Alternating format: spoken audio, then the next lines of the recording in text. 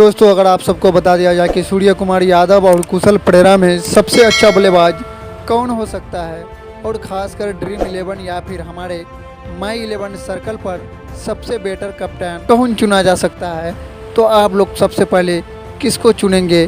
क्योंकि दोस्तों बहुत लोगों का कहना है कि सूर्य कुमार यादव से ज़्यादा अच्छा बल्लेबाज अगर कोई है तो वो है श्रीलंका के कुशल परेरा। वहीं अगर बात किया जाए कुछ ऑडियंस का, तो सूर्य कुमार यादव का कंपेयर बड़े बड़े खिलाड़ियों के साथ है।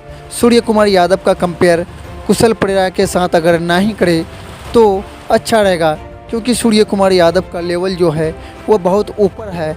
और वहीं अगर कुशल परेरा की बात किया जाए तो सूर्य कुमार के सामने वह कहीं टिकता हुआ नज़र नहीं आ रहा है।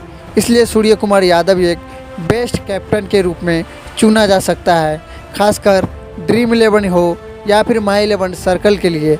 बाकी आप लोगों को क्या लगता है कि सूर्य कुमार यादव बेस्ट है या फिर कुशल परेरा?